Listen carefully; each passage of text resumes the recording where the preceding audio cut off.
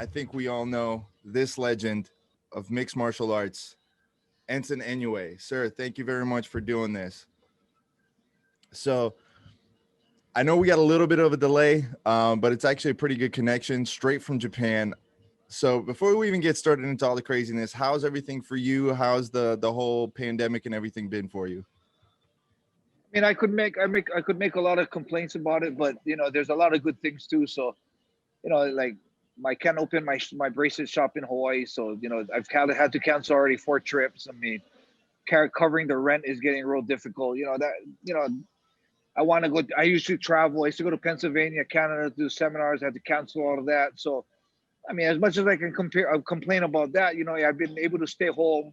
I had time to spend with my dogs and my wife. And I actually, because I was home, I noticed my kois were spawning, and I got like 120 kois now I'm raising. So it's like, actually went to a koi farm last week and went and got I bought 5 like a really good bloodline, and I don't know, man. This koi thing is real soothing for me, and I'm loving it, man. And if it wasn't for the pandemic, I would have never discovered this. So, one more thing that's huge is, because I was home, I was able to, you know, there was like sumo kid that wanted to fight, and then if I was traveling, there's no way I do it. Right. But because I was home, I said, hey, you know what? I didn't plan to like have him come into my stable. That's him right there, the big guy. His name is Tsuyoshi. Yeah? Mhm.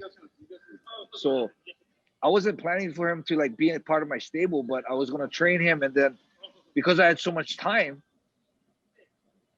he got excited. And now he doesn't want to go train anywhere else but with me. So now I'm starting a little stables. My stables picking up again, and I'm open to take fighters to come and train now. So, I mean, like I said, as much as there's shit about the pandemic, there's also good things. So, got to keep our eyes open in this kind of times, man, and find the For good shit sure. that happens. Well, it's funny because like during the whole pandemic, and then you get stuck watching stuff, and I got into like a whole documentary about koi fish, and I had no clue that it was that deep. Where they're talking about, oh well, if it's like all white with like a red dot, it's like super like genetic like rarity and this that and the other. I had no clue it was that deep. Bro, same here, man. I've been looking up koi's, man. It's an amazing fish, man. It's so crazy. So you have 120?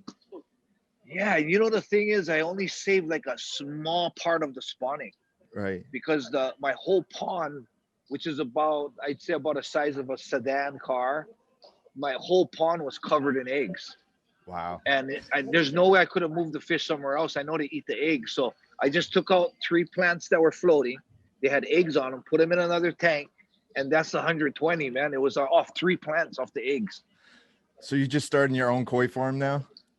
Yeah, man. I wish if I was home, I'd go there and put the film on them because they're like all tame too. I stick my hand in there to come up to my hand. It's super cool, man. I mean, you guys probably talking to me, and you guys can see the passion just by Yeah. talking No, to me about it. I know. Of course. And now's where you can head on over and subscribe to Jiu-Jitsu Radio. They need, I think, a lot more views for the amount of content they have. They have a lot of really good stuff there. Go check them out.